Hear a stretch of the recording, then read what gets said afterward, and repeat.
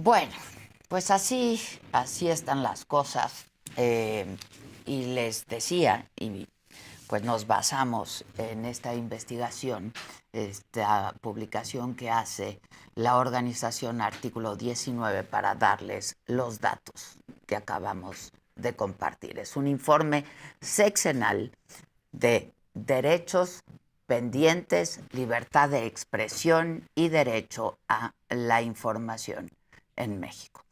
Justo para hablar de estos datos que fueron recabados en este documento y todo durante esta administración, me acompaña aquí en el foro Pedro Cárdenas, oficial del Programa de Protección y Defensa justo de Artículo 19. ¿Cómo estás, Pedro? Buenos días. ¿Qué tal, Adela? Buenos días. ¿Cómo estás? Bienvenido, me da gusto saludarte. Muchas gracias. Gracias por el espacio. Qué complicado, ¿no? Sí, pues el día de ayer precisamente publicamos el informe Derechos Pendientes, ¿no? Este informe lo que hacemos es hacer un análisis de las distintas aristas de libertad de expresión, temas de transparencia, derechos digitales en el espacio civil, el tema también de derecho de acceso a la verdad y por supuesto el tema de la situación de la violencia contra la prensa, ¿no? Que además hay muchos tipos de violencia, ¿no? Digo, hay los extremos terribles, casos fatales donde matan a los periodistas, sin duda, ¿no? Sí. Pero hay agresiones de todo tipo. Es correcto. Nosotros tenemos ya desde el año 2009 cada año catalogando 18 categorías de agresiones.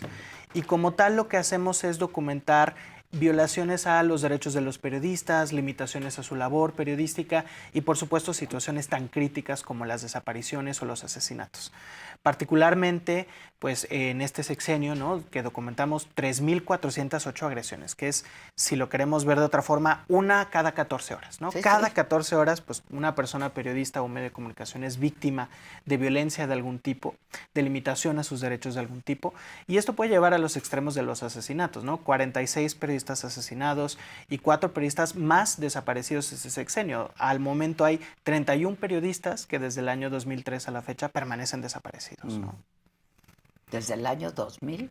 Desde el año 2003, 31 periodistas permanecen desaparecidos, ¿no? Ya. Ahora, pues, ¿cómo leen lo que dice el presidente, no? Por ejemplo, él sí se dice ser el presidente más atacado en los últimos 100 años. Y sin embargo, pues desde Palacio Nacional se ataca sistemáticamente a la prensa y muchas veces con nuestros nombres y apellidos, ¿no? ¿Esto qué provoca? Una de las cosas que más nos preocupa es que desde la autoridad, desde el gobierno federal, no se reconoce que hay un diferencial de obligaciones, ¿no? Es decir, no es lo mismo ser una persona ciudadana como nosotros a ser, por ejemplo, pues, presidente de la República. Hay distintas obligaciones del proceso. Ahora bien, cuando dice que es réplica, cuando dice que es ataque, pues son varias preocupaciones, porque primero que nada, el cuestionar, el preguntar, el investigar, no es un ataque a presidencia, es parte de una democracia, es parte del sistema de cómo debe funcionar los periodistas, la sociedad. El cuestionar, pero incluso la crítica, los señalamientos, los cuestionamientos. Es correcto, estar en desacuerdo se vale, Pues, y hay que estar en desacuerdo, ¿no? Sí, ¿no? Y particularmente esto también conlleva a que después documente información de la prensa y que luego la utilice en su contra, ¿no? No solo ha desinformado en las mañaneras, porque hemos evidenciado que efectivamente la información que se comparte no siempre es verificada, ¿no? ¿Sobre periodistas, dices? ¿O en general? En general, ¿no? Pero cuando la prensa hace la crítica y dice, oye, esta información no cuadra, los datos no son correctos o cómo está pasando esta situación, se les cataloga como ataques a esas preguntas y es donde ya se estigmatiza a la prensa y se cataloga, ¿no?, como al enemigo, el adversario. Y esto preocupa porque recordemos que la prensa como tal tiene un rol en una democracia que es apoyarnos a obtener nuestro derecho a acceso a la información. Yo, Pedro, me entero gracias al trabajo que haces tú, Adela, que hace el trabajo de las y los periodistas en este país, ¿no? Entonces, hay que tener mucho cuidado. Sí, no es que tengamos, a ver, en este país muere mucha gente y es asesinada muchísima gente y no es que los periodistas tengamos que tener privilegios, ¿no? Pero cuando se trata de agresiones por nuestro trabajo, pues eso es lo problemático, ¿no? Y lo preocupante. Por supuesto, en este país hay muchísimas víctimas y de hecho también, por ejemplo, en otros de nuestros capítulos hablamos también sobre las personas desaparecidas, sobre la falta de acceso a la información, ¿no? Sobre estos espacios y particularmente cuando hablamos de prensa, ¿no? No es que queramos hacer un énfasis en que las vidas de los periodistas sean más importantes o valen más, o, no. Por supuesto, pero cuando se silencia a un periodista de distintas formas, ¿no? Lo que se hace es no solo detener los derechos o afectar los derechos de ese individuo, pero también de su comunidad, porque ahora ya no se publica, ya no se cuestiona, ya no se habla información. ¿Cuántos periodistas, sobre todo en contextos locales, están dejando de publicar notas sobre seguridad, sobre corrupción, ¿no? Que, por ejemplo, la nota de política y corrupción es la que más recibió ataques, ¿no? No es nada más un tema de la delincuencia organizada, es un tema donde las autoridades son responsables del 45% de las agresiones. Es brutal. Es la mitad prácticamente, ¿no? Entonces, es algo que no debe de pasar y no debemos normalizar para nada. Ahora, en comparación con administraciones anteriores, ¿cómo estamos? Si comparamos, por ejemplo, en cuanto a las agresiones del sexenio Enrique Peña Nieto, hay un incremento de 62%, ¿no? Ahora bien, sí que la violencia... ¿En qué tipo de agresiones? En las 18 categorías, digamos, ¿no? En las 18 en total hablamos de un incremento del 62%. ¿Qué ha sido, por ejemplo, tendencias similares? Con Felipe Calderón, con Enrique Peña Nieto y con Andrés Manuel López Obrador, las intimidaciones, las amenazas siguen siendo la agresión más común.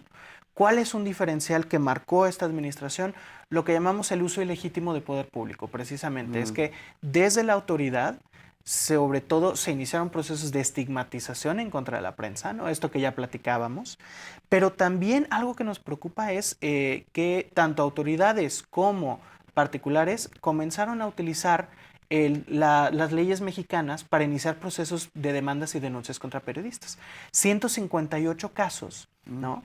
Documentamos. Es decir, cada mes al menos 2 periodistas son víctimas de que se les inicie un proceso legal por andar investigando o publicando. Entonces, esto es una manera de utilizar el poder público y decir, no puedes hablar de este tema. Esto no ocurría antes. No en la misma medida, ¿no? Hablamos de, por ejemplo, en el año 2015 solo habíamos documentado un solo caso, ¿no? Solamente. Para el año 2006 iba creciendo, ya ¿Cuál había fue una el del docena. 2015? El caso de 2015, en este momento no te tengo este dato particular Sí. y también algunos datos pues que vamos hablando directo con las víctimas que no se pueden revelar. Ajá. Pero particularmente, por ejemplo, pasó de 1 a 13, siguió subiendo al grado de que en estos últimos años cada año había 20 o 30. ¿no? Es una locura que haya 30 procesos judiciales contra periodistas, nada más por sus publicaciones, por investigar. Y estos pueden ser civiles, administrativos o peor aún, penales. ¿no? Y esto habla de que pues, los periodistas tienen que decir, bueno, ahora cada que voy a publicar, no solo tengo que cuidar mi vida, sino que en realidad pueden demandarme, tengo que tener pues, recursos, tengo que tener abogado, tengo que tener toda una serie de procesos de protección porque la amenaza puede llegar de distintas formas. ¿De qué tipo son estas denuncias, digamos? O sea, ¿por difamación o por qué? La mayoría han sido de procesos precisamente civiles, ¿no? Son demandas. Pero en algunos estados como pues Nuevo León, Yucatán, donde todavía quedan algunos de estos delitos contra el honor que se llaman en el ámbito penal, que por cierto la Comisión Interamericana ya dijo que deberían estar eliminados en el ámbito penal, también ocurren. Ahora, por ejemplo, en los últimos años vimos una tendencia preocupante en el proceso electoral que se utilizaba, se abusaba de la ley de violencia política de género, ¿no? Entonces, se acusaba a la prensa de ley de violencia política de género, ¿no? Hubo un caso, yo me acuerdo, en Baja California hace, si no me equivoco, hace un año y medio, donde pues una persona periodista publicó sobre presuntas empresas fantasmas de una candidata, ¿no? A nivel municipal y se le acusa de violencia política de género, ¿no? Porque pues está haciendo crítica de una candidatura mujer, lo cual es abusar de una ley muy importante y muy necesaria para que las mujeres puedan vivir una vida libre de violencia, efectivamente, ¿no? Entonces, lo que hacen estos procesos legales es abusar particularmente de la normativa, del poder que se les ha otorgado y es súper importante que no lo normalicemos, ¿no? Déjame plantearte esto, ¿no? Haciendo un poco de abogada del diablo. Los periodistas hemos perdido rigor periodístico. y esto de alguna manera nos tendría que obligar a tener más rigor periodístico, ¿o no? Creo que Porque no podemos una cosa es, ¿no? pues, la libertad de expresión, claro. ¿no? Digo, y cuando tú opinas sobre algo, pues es tu opinión, ¿no? Absolutamente, no podemos generalizar, ¿no? Primero, lo que hay que hacer es reconocer que el Estado mexicano, tenemos en nuestro país el derecho a réplica, que está normado, hay una ley que regula el derecho a réplica, sí. ¿no? Entonces, cuando nos dicen, bueno, es que todo esto se lo merece la prensa, porque no son debidamente investigados, o porque no están haciendo todo lo que deben de hacer con ética y rigor periodístico, en realidad están justificando un abuso. No te preocupes, están no sé justificando quién fue, ni qué fue, pero... Están justificando particularmente un abuso porque ya hay una manera de responder. Es decir, si alguna persona periodista publica información no verificada o errónea, cualquier persona ciudadana tenemos el derecho a réplica. Y ahí nos dice esta ley que regula el artículo 6º constitucional de cómo hacerlo, ¿no? Pero en realidad ya iniciar procesos penales, iniciar procesos, decir, oye, por haber sido crítico o porque opinaste algo que no me gustó, se te puede iniciar un proceso, ya es un abuso de la normativa, ¿no? En ese sentido, por ejemplo, hay que resaltar que cuando hablamos, y ahí me voy a meter al tema de la impunidad, ¿no? Es muy curioso que tenemos, por ejemplo, si analizamos los datos de la FEADLE, que es la Fiscalía Especializada de Atención a Delitos de Libertad de Expresión, una fiscalía específica para cubrir delitos contra periodistas, vemos que del 2012 a la fecha, el 89% de sus casos no tiene resolución o sentencia, ¿no? Estamos diciendo que hay una impunidad del 89%, ¿no? Pero por otro lado, tenemos 158 casos contra periodistas que sí avanzan, ¿no? A nivel de las distintas fiscalías. Entonces, ¿qué es lo que vemos? La justicia avanza a distintos carriles, ¿no? Vemos que las fiscalías... a discreción. Vemos que las fiscalías en los estados particularmente no utilizan el protocolo homologado de delitos contra la libertad de expresión, que es un protocolo obligatorio. Cuando alguien es víctima y es periodista, tienen que aplicar ese protocolo. No lo aplican. Prácticamente solo 4 estados de la República, ¿no?, nos pudieron decir, oye, ¿sabes qué? Sí, aquí está la información y pudimos cotejar, ¿no? Pero, ¿qué es lo que pasa? Por otro lado, vemos que sí se inician procesos, por ejemplo, en Puebla, identificamos 22 casos de procesos judiciales contra periodistas. Los 22 los iniciaron personas funcionarias públicas, ¿no? Entonces, estamos hablando que las fiscalías, claro, dan un acelere a todos los procesos que los funcionarios inician contra periodistas. Pero los ciudadanos no. Pero tienen los casos pendientes son los casos ciudadanos, ¿no? Es correcto. Ahora, esto del derecho de réplica, ¿no? Que el presidente siempre dice, yo tengo derecho de réplica, y sí, por supuesto, pero el derecho de réplica, pues no establece que tiene que ser en igualdad de circunstancias, porque el derecho de réplica que hace el presidente, ¿no? Y al presidente lo ven, lo escuchan, ¿no? Pues gente que ni me ve, en cuanto a número de gente, a mí, por ejemplo, ¿no? Sí, algo que hay que aclarar es, por supuesto que el presidente y cualquier persona funcionaria pública tiene derecho a la réplica y por supuesto que tienen derecho a responder cuando hay información no verificada, información de hecho, eso errónea. queremos. Es normal, ¿no? Claro, sí. Es parte del debate. Sin embargo, lo hemos visto, por ejemplo, que el escenario como funciona es, llega un periodista o una periodista, hace una pregunta crítica en la mañanera, presencia y dice, no, es que tu medio pues está vendido, es conservador y demás. Para empezar, pues no respondió a la pregunta, ni verdaderamente dijo, a ver, ¿cuáles son los datos correctos, no? Si la periodista compartió datos erróneos, pues ¿cuáles son los correctos? Entonces no se corrige en realidad, no hay una réplica de los datos. Se agrede nada más a la persona y luego vemos un impacto en las redes sociales. Es lo que yo te iba a decir, o sea, te exhiben, te evidencian y el impacto en redes sociales es brutal. Absolutamente. 1 de cada 3 agresiones contra la prensa fue en el escenario digital. Sí. Ahora, particularmente, por ejemplo, periodistas mujeres, periodistas de la comunidad LGBT, tienen un riesgo doble porque no es solo la agresión por ser periodista, sino que también empiezan a ver las campañas de desprestigio. No es solo pues periodista chayotero, vendido, ¿no? Que es lo que le pasa a toda la prensa, desafortunadamente, pero a las mujeres exacto, son comentarios sobre su cuerpo, son comentarios sobre su rol de género, ¿no? son comentarios de, ay, metiche, ¿no? Que pues no le dices metiche o Ah, chismoso a un a un periodista hombre, hombre, ¿no? Hay un tema de género ahí que se está dando.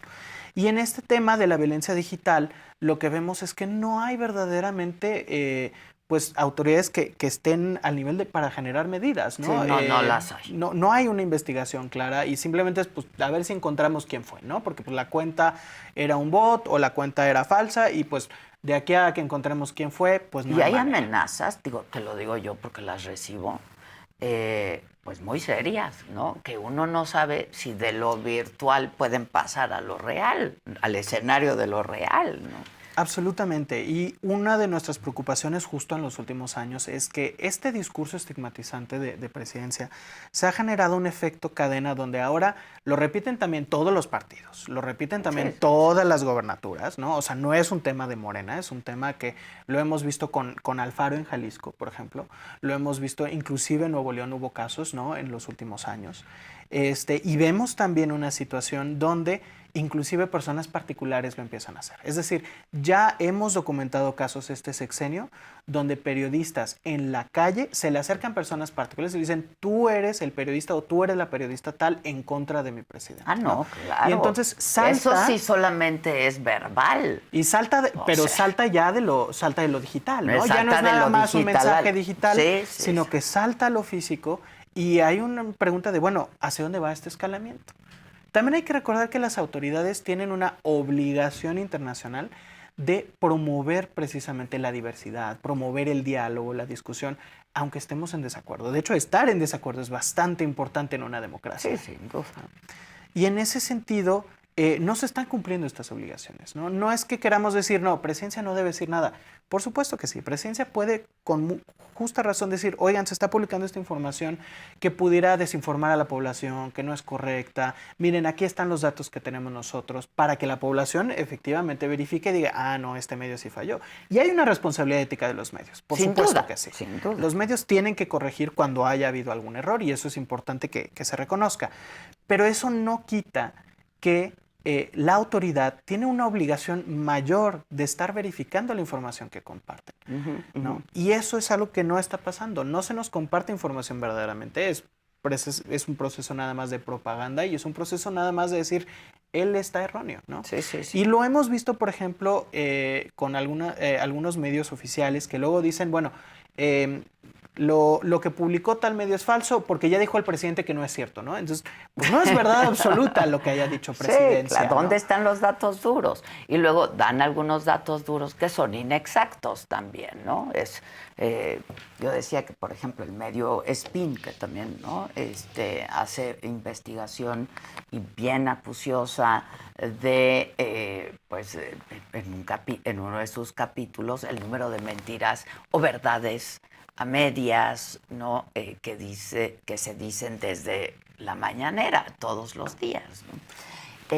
Ahora, no sé si tú tuviste oportunidad de ver esta entrevista que hizo Saskia Niño de Rivera a uno de los autores materiales del atentado contra Ciro Gómez Leiva. Y a mí me parece brutal que te diga, pues no, aquí, pues cuántos periodistas no han matado y no pasan la impunidad, Pedro, ¿no? Esa es otra. Absolutamente. Es terrible que se pueda justificar así cualquier persona. Y hay un hecho concreto, ¿no? Que efectivamente, pues, ¿cuántos asesinatos de periodistas no hay, ¿no? Del año 2000 a la fecha estamos hablando de 166 periodistas asesinados.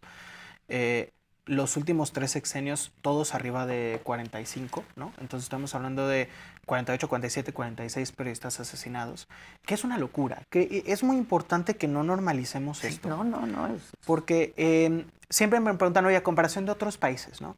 Y lo que pasa muchas veces pues es... solo en países en guerra. Es correcto. Por ejemplo, ahora con la situación en Israel y los territorios ocupados de Palestina, ¿no? Hay una situación de violencia contra la prensa muy grave, muy crítica, que, sin embargo, vemos que en los países en guerra, cuando está la guerra es donde aumentan, pero cuando vamos a la paz, pues vuelven a disminuir. Ha pasado con Ucrania, ha pasado con Afganistán y otros países. ¿Qué es lo que pasa en México? Es constante. ¿no? Tenemos ya 3 sexenios, ¿no?, donde se sigue matando periodistas, donde las investigaciones siguen atoradas, donde las únicas investigaciones que han avanzado, a lo mejor se avanza, por ejemplo, en un par de detenciones, o se avanza, por ejemplo, en autores materiales, pero los autorías intelectual no se sabe. Y el problema es que nos siguen diciendo, fue la delincuencia organizada. O el móvil, ¿no? Si no Claro. conoces al autor intelectual, pues tampoco conoces el móvil. Es correcto. Y es erróneo que las autoridades nos estén diciendo, fue la delincuencia organizada siempre. Porque, a ver, yo no dudo que la delincuencia organizada tiró del gatillo, ¿no? Me queda muy claro que hay una situación ahí de involucramiento. Pero la gran pregunta es, bueno, ¿quién ordenó que se tirara el gatillo? ¿Fue otra persona de delincuencia organizada? ¿Fue alguna persona particular? ¿Fue un funcionario público local, estatal, ¿no?, o federal, ¿no? Dependiendo, pues ya tenemos tres sexenios con esto, ¿no? Y en ese sentido, lo que está haciendo es pues que nos están diciendo, no, ya sabemos quién es culpable, es delincuencia organizada, como si eso ya eximiera o justificara que ya no nos toca investigar, ¿no? Pues listo, fue la delincuencia organizada, no hay nada que hacer. Y en ¿no? una de esas, pues revictimizan al periodista, ¿no? Ha pasado en varios casos donde asesinan a un periodista y bueno, lo primero que hacían las fiscalías locales, y lo han hecho en muchos casos, es negar que sea periodista, ¿no? Pensemos en el caso de Moisés Sánchez, por ejemplo, cuando fue desaparecido en Veracruz. Se hacen llamados a su búsqueda y todo, desafortunadamente pues se encuentra su cuerpo después, 20 días después. ¿Y qué es lo que vemos de ahí? Pues dicen, no, bueno, es que él era taxista, ¿no? En realidad lo mataron porque tenía un taxi y pues bueno, fue un...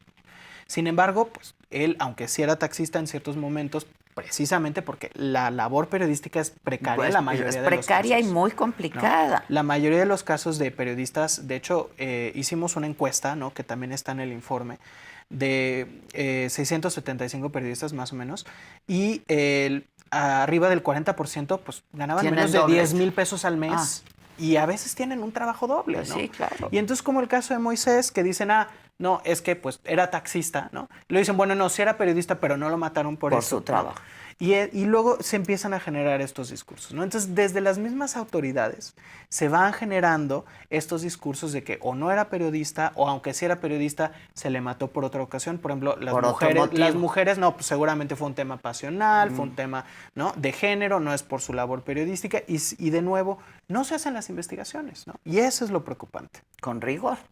Es correcto. Con rigor, ¿no? Con rigor y con obligación, es decir... Pues es su obligación. La obligación de los cuerpos investigadores es decir, a ver, tengo 3 teorías, ¿no? Y a las 3 tengo que investigar hasta donde lleguen para identificar cuál es. El problema es que algunas líneas de investigación las dejan y van las pasando, desechan. ¿no? De hecho, pues ahora que estamos en julio ya se aproxima, pues una vez más el aniversario del multifeminicidio y el homicidio en la colonia Narvarte, ¿no?, donde asesinó, por ejemplo, al periodista Rubén Espinosa. Y pues hay que recordar todo lo que han vivido las familias, ¿no?, de todo lo que se ha dicho, y pues seguimos todavía en impunidad, ¿no? Estamos todavía desde el 2015 a la fecha, pues aquí buscando, ¿no?, la justicia. Y esto es algo que viven muchos familiares, esto es algo que viven muchos periodistas. Y los familiares, la preocupación constante, ¿no? Absolutamente. Recordemos que hay una violencia también continua contra las familias. Sí. Luego no se les reconoce. La Comisión Ejecutiva de Atención a Víctimas no tiene suficiente presupuesto, no tiene suficiente personal, ¿no? Que les toca atender por funcionario analista como alrededor de 200 casos. Pues, es una locura, ¿no? Y sin embargo, pues no se les da un incremento de presupuesto a estas comisiones para que verdaderamente entren a lo que les corresponde, que es el acompañamiento a los familiares, ¿no?, de estas violencias. Sí, porque ellos son víctimas. No sé que legalmente hablamos de víctima y víctima indirecta, pero son víctimas. Sin duda, sin duda. Ahora, yo creo que es bien importante insistir en que no es que la vida de un periodista valga más que la vida de ninguna otra persona que tiene otro oficio, otra profesión, pero le estás quitando a la ciudadanía un derecho, que es el derecho a la información, ¿no? Es correcto. De hecho, desde el año 2018, la Comisión Interamericana de Derechos Humanos publicó un informe en América Latina sobre zonas de silencio. Ahí hablaban del caso de Tamaulipas como un ejemplo claro. Y artículo 19 hemos visto que estas zonas de silencio se vuelven a replicar en espacios pequeños, en zonas alejadas, donde también pues, el Estado mexicano no está verdaderamente llegando para tener garantizado, ¿no?, la seguridad de las personas periodistas. Y esto es bastante crítico, ¿no? Pensemos en el caso de Gustavo Sánchez, ¿no?, quien fue asesinado en Oaxaca. Gustavo tuvo 2 tentativas de asesinato, tuvo amenazas, solicitó incorporación a mecanismo, ¿no?, en aquel entonces. Fue un proceso tan tardado, tan lento, que para cuando ya finalmente lo incorporaron, bajo mucha presión de las organizaciones de sociedad civil, y le otorgaron medidas, una vez que le dijeron, ya, tus medidas van a llegar en 15 días, fue asesinado. Sí, sí, ¿no? sí. Y luego, pues de pronto las medidas constan de un botón de pánico. Sí, las medidas es también otra cosa. hay que repensar también que el mecanismo no puede ser una ventana única, ¿no? El mecanismo como tal de protección sí que es una instancia que este sexenio sí, eso sí fue una mejoría, tuvo apoyo financiero mucho mayor que en el sexenio anterior, tuvo un crecimiento de su staff, ¿no? Tuvo mucho mayor coordinación. Pero aún así lo que está pasando es que cuando algo le pasa a un periodista, en automático dicen, bueno, ya no nos toca a las demás autoridades, Sí, nos sí, toca el eso. mecanismo, ¿no? Cuando no es cierto. Lo que debería ser una política pública integral de protección, que es saber qué le corresponde a la Fiscalía, qué le corresponde al mecanismo, qué le corresponde a la Comisión de Víctimas, al gobierno federal, al gobierno estatal, para que todos coordinemos y hagamos un sistema de protección, en realidad están diciendo, bueno, pasa a la siguiente ventanilla, que es el mecanismo. Sí, ¿no? sí, sí, sí. Y a pesar de eso, pues no es suficiente, ¿no? El mecanismo requiere más apoyo y requiere fortalecimiento. Sí. Y eso es un reto para la próxima administración. Ahora, desde artículo 19, ¿qué hacen, Pedro? Nosotros tenemos desde el año 2006 en México, particularmente trabajamos temas de libertad de expresión. Hacemos por un lado lo que llamamos el acompañamiento a personas periodistas, que es documentamos los casos, hablamos con las víctimas y sus familiares. Conforme vamos teniendo capacidades, pues inclusive representamos casos legalmente, acompañamos ante comisiones de víctimas o mecanismo, damos asesorías y damos capacitaciones y reuniones con autoridades, pues para estos procesos. Ya. También como tal, pues vemos los temas de libertad de expresión en un sentido más amplio. Tenemos un equipo de derechos digitales que analiza precisamente el espacio cívico digital, los intentos de censura en línea, el temas de privacidad. Vemos también, por ejemplo, temas de transparencia proactiva. Trabajamos en varias comunidades, por ejemplo, sobre qué información nos tiene que dar el gobierno, qué es importante de cualquier proyecto que el gobierno nos tiene que otorgar, cuál es la obligación del gobierno de otorgarnos información. Y trabajamos también temas, por ejemplo, de verdad y memoria. Trabajamos con una serie de digitalización de archivos, ¿no?, de violaciones históricas de derechos humanos en los 60s y 80s, para que se vea un proceso de transparencia también, ¿no? Todo lo que nos une es el tema de libertad de expresión y acceso a la información, que es un derecho primordial en una democracia, y por eso es que nos llamamos artículo 19, Sí. ¿no?, por la Declaración Universal de Derechos Humanos.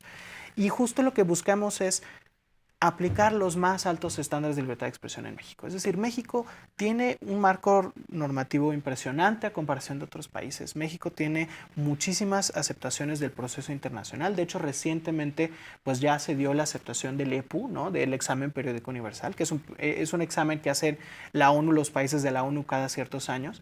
Y aceptaron 104 recomendaciones, ¿no?, 300, donde ya dijeron, a ver, estas son las que sí están, y que van aceptando que son fallas y que son procesos que tiene que mejorar el Estado mexicano. Es decir, el gobierno mexicano admite que hay mucho que trabajar en derechos humanos, y precisamente algo que hay que seguir adelante es cómo llevar a cabo esos procesos. Implementarlos. Ahora, ¿ustedes tienen interlocución con autoridades? Sí, nosotros de hecho pues trabajamos con distintas autoridades, con tanto, por ejemplo, con fiscalías, con el mecanismo de protección a periodistas, con algunos mecanismos estatales. Inclusive en los últimos años, de hecho, hemos estado trabajando, por ejemplo, con la Policía de Ciudad de México y con la Policía de Tlaxcala este último año, para hacer un proceso de diálogo entre prensa y policía, ¿no? Y hemos estado trabajando precisamente en cómo mejorar esta relación entre policía y prensa, cómo entender mutuamente la labor de uno y otro, y damos capacitaciones al respecto, ¿no? Entonces, artículo 19 como tal, siempre hemos estado dispuestos a trabajar con las autoridades, y es parte de, ¿no?, de cómo seguimos trabajando precisamente. Ya. ¿Dónde puede la gente ver esta publicación, Pedro? Claro que sí, la pueden encontrar en artículo19.org. Ahí es de acceso gratuito, pueden encontrar el informe completo, así como pues todos nuestros comunicados, alertas, videos y demás información que pueda ser de interés sobre los temas que hemos estado platicando el día de hoy. Pues muchas gracias, Pedro, por su trabajo. Muchas gracias por su labor. Gracias, Pedro. No, al contrario, Muchas gracias a ti, Adela, por el tuyo y pues por todo lo que hacen ustedes. No, hombre, al contrario, siempre estamos en contacto. Muchas gracias. Gracias, Pedro.